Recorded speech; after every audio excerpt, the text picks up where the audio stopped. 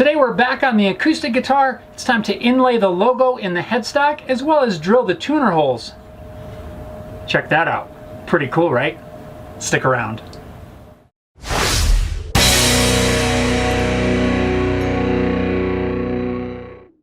What's going on? Welcome back to this episode of Home Built Workshop. I hope you're having an amazing day. We are back on the acoustic guitar. I just finished up getting the headstock routed to shape, and now we are not going to waste any time. We're going to jump in, get the logo installed, the tuner holes drilled, and maybe something else along the way. Now I know it sounds a little weird when I say get the logo installed. You don't install a logo, you normally apply a logo. But in this case, we're going to install it. It's going to be an inlay.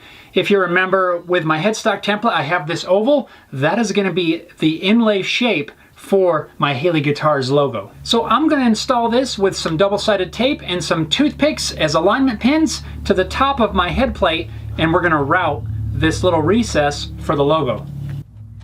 I'm just using the toothpick to poke through the double-sided tape. That way it doesn't bind up on me when I go to use the toothpicks as dowels. And I'll just get the toothpick started through. It's kind of just poking up a little bit. That way it can find the hole and I can make sure it's aligned before sticking it down.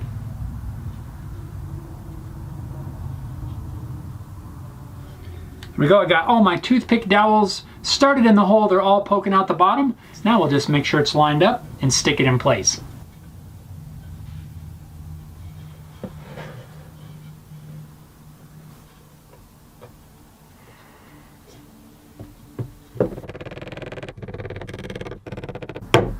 Oopsie, broke it off. That'll be fine.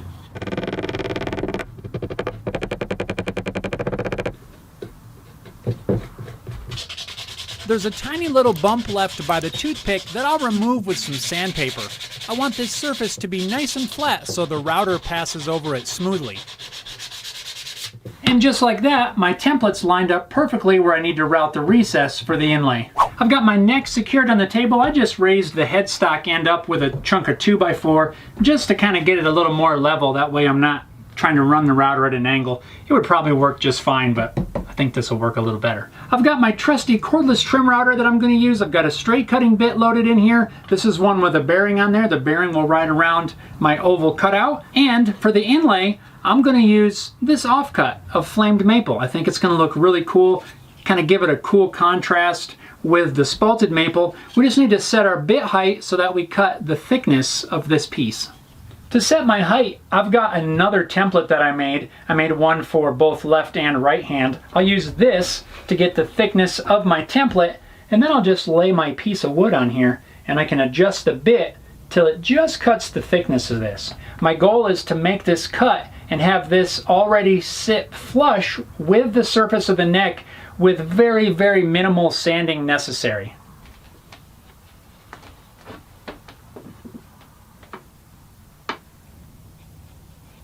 We'll try that. One thing that I definitely do not want to do is make this cut to where the inlay is going to sit lower than the surface of the headstock. If it's just a little bit proud, I can always sand this on a piece of sandpaper to thin it out so it sits perfectly flush. All right, here we go.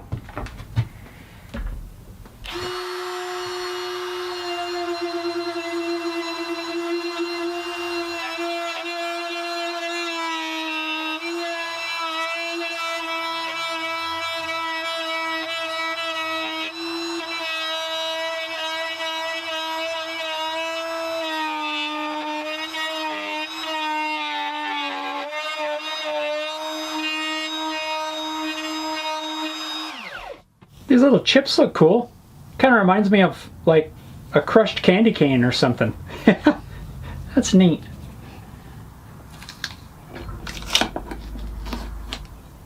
Well, that looks kind of neat just by itself. If it didn't have the maple right there, I might just consider putting the brand right inside that recess. Maybe just sand this down just a little bit so it's smooth. That could be kind of cool too. With the recess cut, now I can focus on making the actual piece that'll be inlaid in here, this oval shape. While I was routing this out, I had my branding iron back here, heating up. I can start to smell it. I think it's getting ready. If you've ever used a branding iron, you know that there's a certain smell that you can smell once it starts to get hot. It's hard to explain. I'm going to take the branding iron to this piece of flame maple. We'll probably brand at least 2, maybe 3 on here, probably more like 2. That way we have an extra in case one breaks or something. Nice. Both of those came out really nice. Now to get my outline, I've made a template here that has kind of some crosshairs. This way I can lay it over the logo, line it up so it's nice and straight. Then I'll take my other template that has some double-sided tape,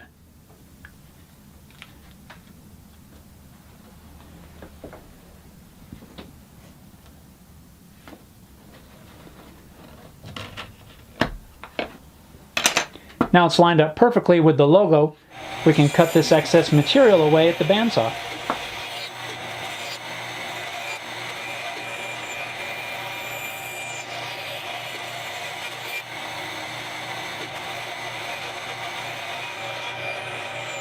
Now all I need to do is to route my oval flush with my template. Now this piece is really pretty small to try to do this on a router table. Your fingers would be dangerously close to the blade, and you really don't have a great way to hang on to it either. Thankfully, there's a jig for that. This is the contraption that I knocked together to help me out with routing that oval flush. Really simple. It's just a piece of 1/2-inch plywood with another strip of 3/4-inch plywood glued in place.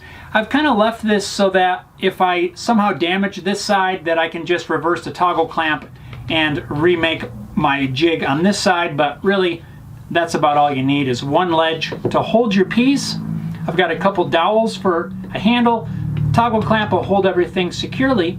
I've also cut some little reliefs in here to allow me to get around some of the edges better. I've also put some sandpaper on the bottom just to give it a little extra grip. We'll take our piece, put it into place, lock it down. Now we have a very secure jig that we can run on the router table. I'm going to make one pass on this side, then we'll flip it over, make a pass on that side.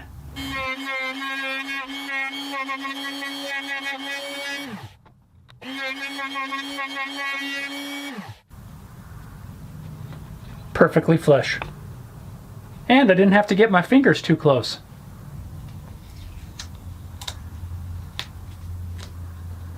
That worked awesome. The logo's nicely centered, pretty much ready to inlay.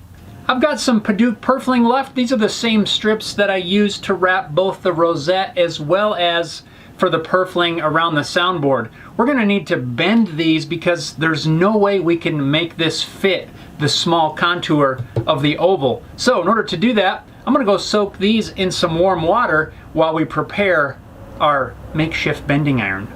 And this is what I'm going to use for my bending iron. Yes, this is my branding iron. This is the same branding iron that I used to brand our little logo. And I was looking around for an option that I could use to heat up these small strips of purfling. I initially tried a soldering iron, which sort of worked decent, but I think this is going to work a little bit better. As I investigated this, I found that if I remove the centerpiece of this branding iron, this is the actual portion that the brand attaches to. When I removed this, I realized that this is just a solid piece of round stock. So I found another piece of round stock that's the same size. That just fits inside there, and I think I can use this as my bending iron. Now this branding iron has no temperature control or anything. It's not really intended for this purpose, but I feel like as long as I monitor the temperature carefully to make sure I don't burn the wood, I think it's going to work. So I'm going to get this thing heating up while we prepare our piece of wood to bend. So I've had my little Paduc strip here soaking for a little bit. I'm going to try to wrap this in some aluminum foil. I don't know how well this is going to work.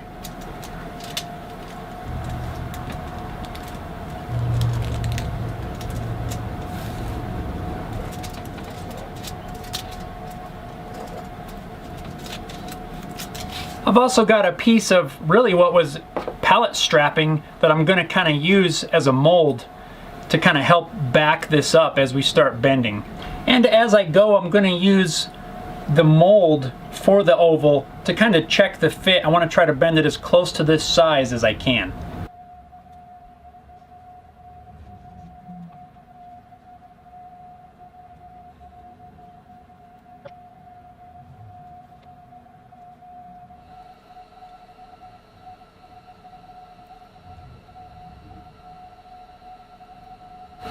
Well, it's not too bad. Looks like it sprung back a little bit. I think it's pretty close though. Let's see if we can install it.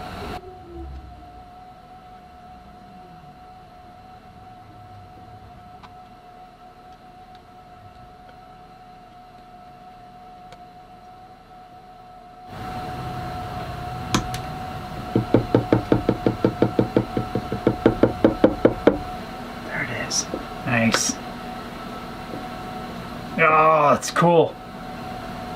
I can see just a couple very, very small gaps around here. Before I glue this in, I want to sand this Paduc almost flush. My idea is hopefully that the sawdust will fill in the gaps, then I can glue it all in and make them invisible.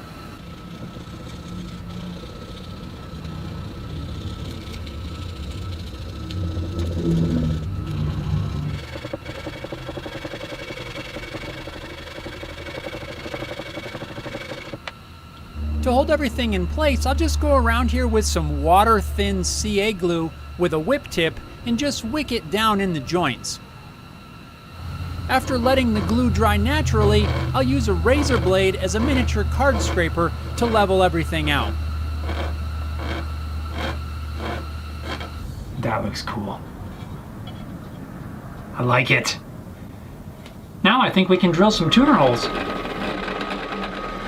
Drilling the tuner holes is really pretty easy. Since I already have pilot holes drilled, I already have the locations marked. And to drill out the holes, I'm using a special stepped drill bit, which makes the process of drilling tuner holes very quick and simple. If you do this with regular drill bits, this is normally a 2 or even a 3-step process, so this drill bit is a huge time saver.